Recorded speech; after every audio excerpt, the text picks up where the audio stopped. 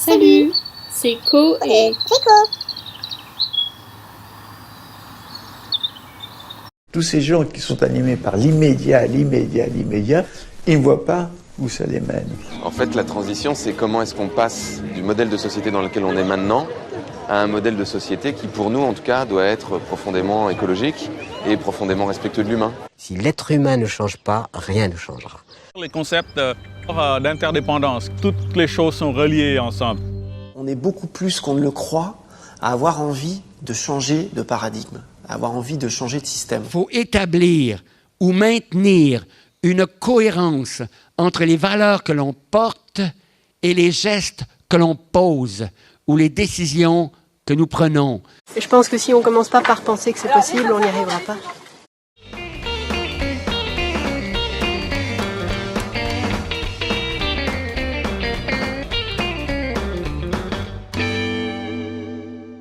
bonjour à tous, me voici en compagnie de Clarisse. Donc quand j'ai lancé le site Coereco, mon but c'était, ça l'est toujours d'ailleurs, d'inspirer autour de moi, autour de cette prise de conscience du monde qui change, des alternatives qui voient le jour, et donc de l'importance de s'interroger sur nos modes de vie et nos manières de penser.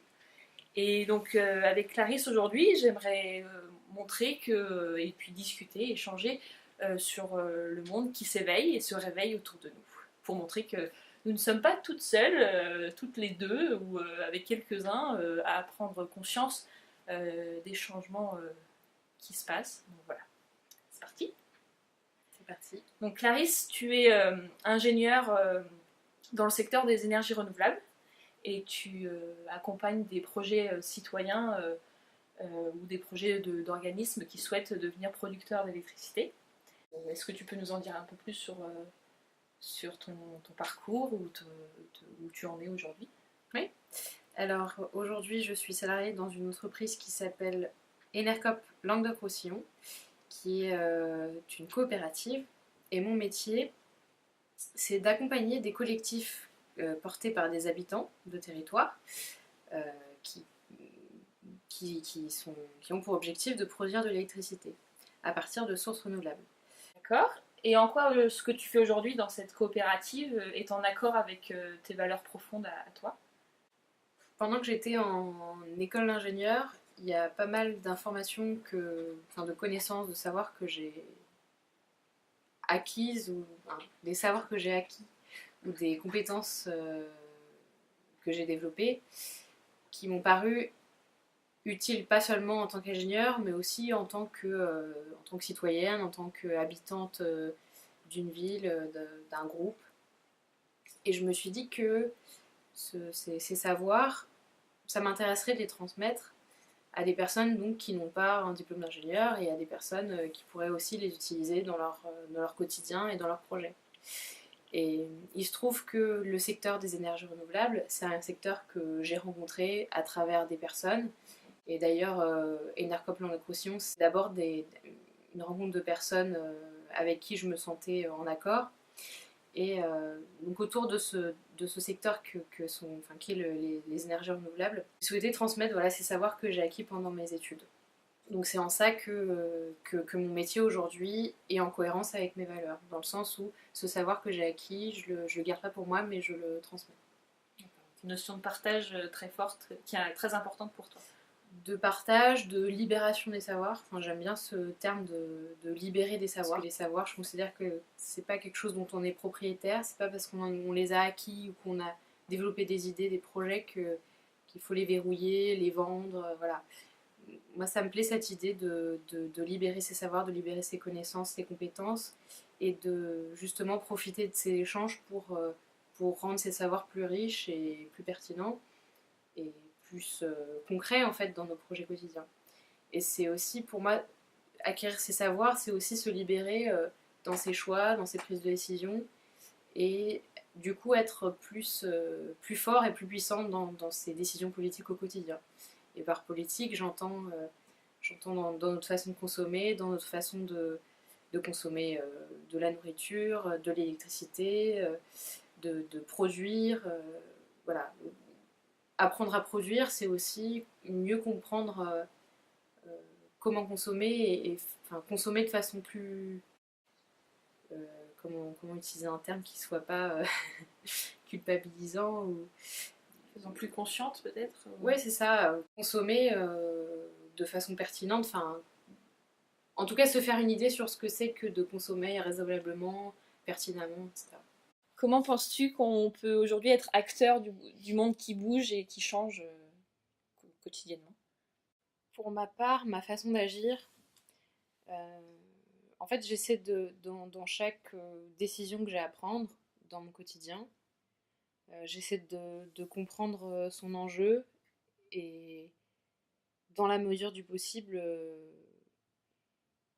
ouais, évaluer cet enjeu et voir qu'est-ce qui est important pour moi et à mon échelle, qu'est-ce que je peux faire pour que ces actions-là soient en accord avec mes valeurs.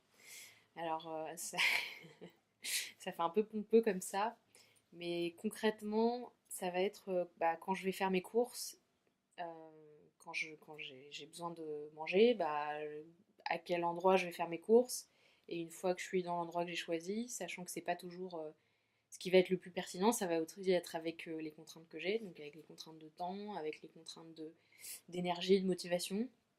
Donc c'est pas, voilà, je sais que c'est pas toujours parfaitement en accord avec mes valeurs, mais ça va être avec l'ensemble des contraintes. Donc une fois que je suis dans le magasin, quels sont les aliments qui sont bons pour mon corps, comment ça a été produit, comment ça a été transformé, comment c'est vendu, quel a été l'impact sur l'environnement, sur l'environnement social, naturel, voilà. Après, j'ai eu une période où je me posais beaucoup de questions enfin beaucoup trop de questions, c'est-à-dire que à chaque fois que je faisais quelque chose, je me posais toutes ces questions-là et ça devenait très envahissant. Et finalement, ça n'avait plus de sens pour moi de me poser toutes ces questions en même temps et à chaque geste. Donc, ça a été important pour moi de prendre un peu de recul aussi par rapport à tous ces questionnements-là et voir, voilà, aussi avec ce que je disais tout à l'heure par rapport aux contraintes de temps, d'énergie, de motivation, qu'est-ce qui a du sens aussi comme question de se poser. Pour éviter aussi de trop tout théoriser, tout rendre abstrait et philosophique, quoi. Oui, il y a la notion de bien-être aussi qui est importante à ne pas oublier. Finalement, si se poser trop de questions, ça devient envahissant, comme tu dis, et que finalement, on n'en est plus bien à essayer d'agir en cohérence. Oui, et puis finalement, à chaque fois que j'étais un peu trop en décalage par rapport à mes valeurs, enfin ce que je considère comme mon système de valeurs, qui est de toute façon tout le temps en train d'évoluer, à chaque fois que je me sentais trop en décalage, je me culpabilisais et je me jugeais. Ce que justement j'essaie de pas faire avec les autres. Donc c'était pas vraiment cohérent aussi de porter ce jugement sur moi alors que j'essaie de pas le porter sur les autres. Donc voilà, je me suis un peu aussi déculpabilisée de ce que je pouvais faire. Et l'idée c'est voilà, à chaque fois que j'ai l'occasion de me poser ces questions, de prendre un peu de recul, et j'essaie de prendre ce temps pour réfléchir à ce que je veux, à ce que je veux consommer, pour qui je veux travailler. Bon, ça, c'est plus facile, on va dire, d'être constant sur pour qui je veux travailler que qu'est-ce que je veux consommer. Parce qu'à un moment, j'ai essayé de me fixer des convictions sur ce que je mange. Et en fait, je me suis rendu compte que tous les jours, en fonction des journées, je vais pas avoir le même rapport à la nourriture et le même rapport à mon système de valeurs, quoi. D'accord. Donc tu as parlé de comment faire ses courses, l'alimentation, aussi dans ton travail. Et aussi aujourd'hui, il y a une notion qui est importante, à noter qu'on est entre deux tours de l'élection présidentielle 2017. Il y a aussi la notion de comment être citoyen aujourd'hui. Oui. Est-ce que tu peux nous parler un peu de ton avis à ce sujet? Ouais, surtout que on va dire que c'est la thématique qui me préoccupe le plus en ce moment. Mon intérêt pour la politique, il a commencé quand j'étais... en soi, quand j'étais au collège et au lycée, parce que je me présentais aux élections de délégués, donc c'était déjà une façon de vouloir représenter mes camarades et voir aussi ce qui se passe dans un peu les mini-instances décisionnelles à cette échelle-là. Mais là où j'ai vraiment commencé à m'engager, c'est quand j'étais à l'EPF, donc dans mon école, d'autres écoles. Et dès la première année, j'ai souhaité être déléguée de promotion. J'ai d'abord été élue déléguée de groupe, puis de promotion, donc on était quand même 160 ou 180 dans notre promo. Et mon objectif en tant que déléguée de promotion, c'était de connaître tout le monde pour pouvoir justement avoir ce contact direct avec chaque personne et savoir quelles étaient les préoccupations au quotidien des étudiants de ma promo. Ce qui n'était pas forcément... Enfin, j'ai pas non plus fait des études sociologiques sur la promotion, mais voilà, pour moi c'était important quand même de connaître chacun et d'essayer de comprendre chacun, etc. Et ensuite, mon engagement s'est poursuivi au Conseil de la vie étudiante, donc qui avait été créé l'année d'avant, et ça m'a beaucoup plu, enfin l'idée m'a beaucoup séduite, d'avoir des étudiants qui représentent l'ensemble des autres étudiants dans des conseils de l'école, et afin de remettre vraiment l'étudiant au centre du dispositif de construction des programmes pédagogiques, et puis de la construction du système de la communauté, quoi, des règles de vie, etc. Et donc pendant 3 ans, je me suis investie dans le conseil de la vie étudiante pour représenter les étudiants. Des étudiants qui, du coup, deviennent ensuite des citoyens. Exactement. Ouais. Et du coup, l'idée, c'est derrière de les amener à aussi être partie prenante de la société politisée, en fait. C'est ça, cette place qui n'était pas forcément...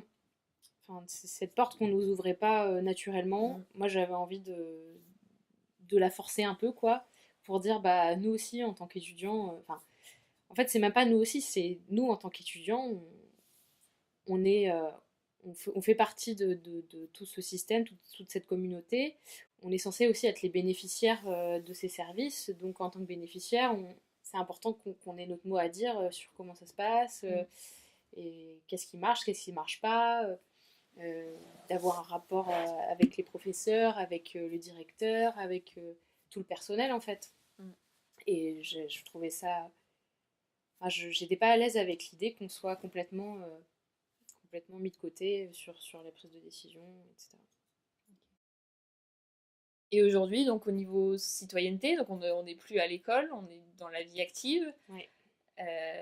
Ce matin même, j'étais accompagnée à une réunion collective du mouvement Ma Voix, qui est un mouvement citoyen qui souhaite mettre en tant que député à l'Assemblée nationale des citoyens qui s'engagent à écouter l'avis des citoyens à travers une plateforme pour ensuite voter les lois en fonction des avis des citoyens qui du coup peuvent être de plein d'avis politiques différents.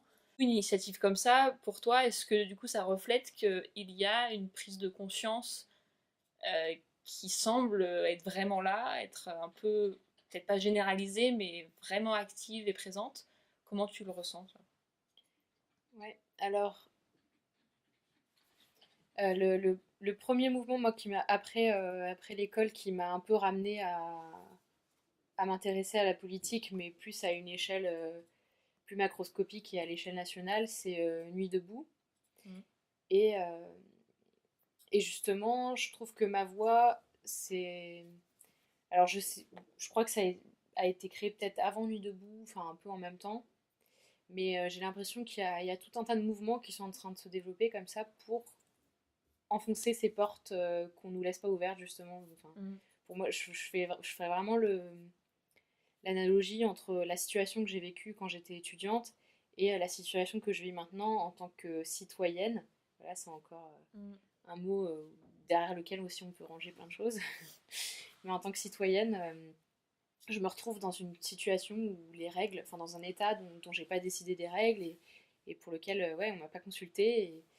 Et les personnes qui font ces règles, qui sont donc les députés à l'Assemblée nationale, c'est des personnes que je connais pas et qui, quand ils votent des nouvelles règles, ne me demandent pas mon avis.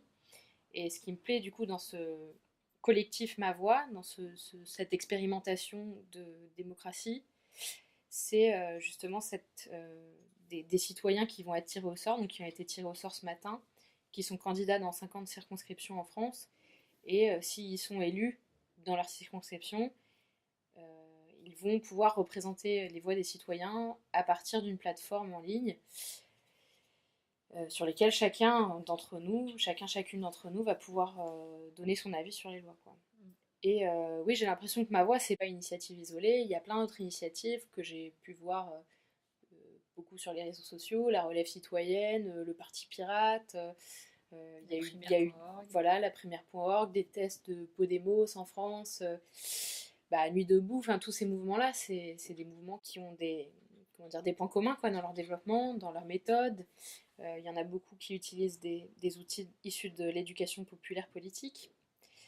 Et donc je pense qu'on met un peu de temps dans la société civile à s'organiser, mais je sens que ça commence à se structurer, à donner des choses. Après, j'ai du mal à avoir du recul parce que mon âge, c'est-à-dire que ça fait pas super longtemps que je m'intéresse à la politique et parfois j'ai l'impression qu'il y a une émulsion, enfin qu'il y a des choses qui se passent, mais je me dis que c'est peut-être aussi parce que c'est à ce moment-là que je m'y intéresse que j'ai l'impression que les choses se passent. Oui, voilà, j'essaie de tempérer aussi mon enthousiasme par rapport à ça, mais n'empêche qu'il y a des choses qui se passent autour de moi, que j'ai envie d'y participer et que puis surtout on fait des super chouettes rencontres dans ces expériences-là. Donc on a cité les mouvements citoyens qui du coup veulent s'investir dans la politique sans être politisés finalement. Il n'y a pas de couleur politique spécifique. On veut juste en fait, le souhait de ces mouvements, c'est surtout que le citoyen lambda qui n'est pas dans la sphère politique soit entendu dans les différentes instances là-haut, qui décident des lois, de comment les réglementations vont être choisies. Pour moi, c'est aussi quelque chose, c'est une thématique aussi qui devient de plus en plus présente à mon esprit, avec les élections présidentielles qui ont soulevé beaucoup d'interrogations face, déjà, pour qui on vote, est-ce qu'on suit nos convictions ou est-ce qu'on fait un vote utile et je pense que voilà, l'étape suivante, du coup, dans mon cheminement aussi, ça va être aussi un peu de s'intéresser un peu plus à la place du citoyen dans la vie de la cité, hein, comme ça a été pensé au tout début de la démocratie dans la Grèce antique. Et donc voilà, oui, pour moi, je te rejoins tout à fait sur cette recherche d'action dans ma vie citoyenne, qui est tout à fait du coup en adéquation avec cette recherche de cohérence dont j'aime tant parler. Et puis on peut parler aussi de plein d'autres mouvements, hein. Il n'y a pas que les mouvements dans la vie politique, mais les mouvements pour défendre l'environnement, on parle de plein de collectifs autour du climat, de la biodiversité, des citoyens qui se mettent en action pour lutter contre des dominations souvent plus fortes qu'eux, mais finalement on voit que les mouvements citoyens ont de plus en plus d'impact, on voit des dizaines et des dizaines de pétitions circuler, certaines qui ont plus ou moins des valeurs que je partage, mais certaines qui, selon moi, méritent d'être entendues. Tout ça pour inviter à se renseigner sur tous ces mouvements certes, on peut être fatigué du système qui propose tout le temps la même chose, sauf qu'il faut arrêter d'attendre que le système nous propose des nouvelles choses, mais de les créer nous-mêmes. Et c'est ce que beaucoup de personnes de la société civile font. Et voilà, il faut s'emparer des sujets qui nous semblent importants, donc que ce soit votre alimentation, votre santé, votre vie quotidienne, que ce soit dans l'espace public ou au travail aussi. Il y a plein de thématiques dont il faut se saisir pour faire valoir ses valeurs, toujours et encore. Et du coup, face à ce monde qui change, ce monde de demain, est-ce que tu es plutôt optimiste ou pessimiste ? Moi, j'aimerais être ni optimiste ni pessimiste, dans le sens où ce que j'essaie de faire au quotidien, c'est d'apprendre à accepter mon environnement tel qu'il est, sans me demander si c'est bien ou pas bien, parce que de toute façon, il est comme ça. J'aimais bien avant l'idée de changer le monde, et en fait, maintenant, je suis plus trop à l'aise avec l'idée de dire que j'ai envie de changer le monde, en fait. J'ai plutôt envie d'apprendre à l'accepter tel qu'il est, à le comprendre, à interagir avec mon environnement, les gens, les animaux, les autres animaux, les plantes, je sais pas, un peu tout ce qui est autour de moi, et de pas trop chercher à chercher à savoir à chaque fois ce qui est bien ou ce qui est pas bien, mais plutôt apprendre à le comprendre, quoi. Comprendre comment ça marche, que ce soit grâce aux sciences, grâce à de la socio, voilà, qui sont des domaines que je connais moins, mais qui m'intéressent aujourd'hui pour justement encore mieux comprendre ce qui se passe. Voilà, après, l'optimisme, ça résonne comme aussi enthousiasme. Et moi, ça me plaît de m'enthousiasmer de ce qui va se passer dans le futur et de me lever plutôt avec un sourire quand tirant la gueule, de savoir pourquoi je me lève le matin, de me dire que voilà, il y a de la joie, ou même de la tristesse, il y a des émotions, il y a des choses qui se passent. Je te rejoins dans le sens où là, entre deux tours, le message que j'ai envie de faire passer, c'est que quoi qu'il arrive, quoi qu'il advienne, je pense que c'est important de se rappeler que finalement c'est propre à chacun d'être heureux avec soi, avant toute chose, même si évidemment l'environnement extérieur est important pour tout un chacun, mais qu'il faut peut-être revenir vers soi pour se munir des outils, pour justement se protéger et pas subir les choses positives et les choses négatives du monde extérieur. Pour rejoindre ce que tu disais, de garder à l'esprit qu'il y aura toujours quelque chose pour se réjouir. Voilà, pour garder la joie en soi et d'essayer de la faire rayonner autour de soi. Je pense que c'est ce qu'on pourrait retenir pour... Faut pas avoir peur de passer pour un bisounours. Ah non, moi j'ai pas de problème avec les bisounours. Après, tout ce que je leur envie pas, c'est leur naïveté, mais... s'ils sont naïfs, je sais pas, ça fait longtemps que j'ai pas regardé les vidéos. Mais... c'est ce qu'on leur attribue, mais je me souviens de quelque chose quand j'étais au collège, quelqu'un qui se moquait d'une personne qui avait tout le temps un sourire aux lèvres. Et ça m'a toujours interpellée en me disant, mais pourquoi c'est grave d'avoir toujours le sourire aux lèvres ? Ce n'est pas grave, au contraire, c'est même plutôt bien. Et en fait, quelqu'un qui sourit tout le temps est dévalorisé, alors que ça devrait être une des premières valeurs à cultiver, c'est d'être prêt à sourire à tout ce qui se présente à nous. Pas justement s'accabler sur ce qui se passe et d'essayer de toujours voir le côté positif, même dans des situations qu'on n'a pas choisies, qui nous semblent dramatiques et insurmontables. Il y a quelque part toujours peut-être une lumière au fond du tunnel. Une lumière, des enseignements à en tirer. C'est ça. Voilà. On espère que ça a pu inspirer quelques personnes, peut-être. C'était pour vous, et peut-être une petite surprise. Est-ce que ça te dit qu'on chante cette chanson ? Ouais. C'est une chanson que j'ai écrite il y a quelques années, quand j'étais très bisounours. C'est vrai que tu es plus du tout maintenant. Non, je suis plus du tout. C'est une chanson à propos de changer le monde, justement, même si aujourd'hui, je te rejoins dans ce que tu disais tout à l'heure, il ne s'agit plus de changer le monde, puisqu'il est déjà en train de changer, déjà. C'est de le comprendre et de saisir les choses qui sont bonnes à prendre. C'est de changer les rapports de force, rééquilibrer les rapports de force et supprimer les dominations. Très bien. Bon, on va garder ça au programme et on enchaîne. What can I do for the dolphins, the penguins and the polar bears? What can I do for the desert, the forest and the melting icebergs? They say there's a planet to save. They try to teach us how to behave. They tell us to switch off the lights and pretend it'll be alright. But what can I say to the people who are starving? Should I travel the world and tell them that there's food for everybody? What can I do for the dolphins, the penguins, and the polar bears? What can I do for you?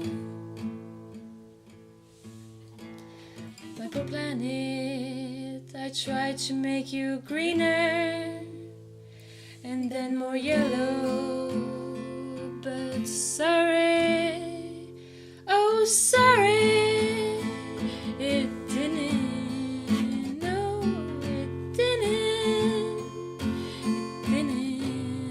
work. So I decided to change my own world upside down.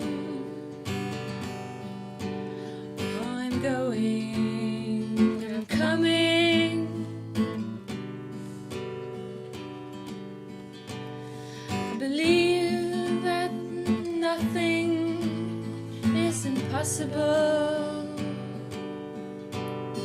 I'm going to change the world with my generation. Oh, believe in us. I have faith in us. I believe in us. I have faith in us. I believe we can change the world through education without forgetting women. Oh, nothing is impossible.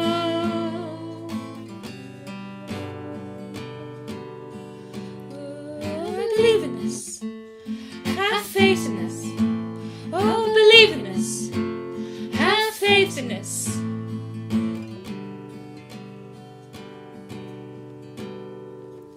Now I know what to do. Maybe not for the dolphins, the penguins, or the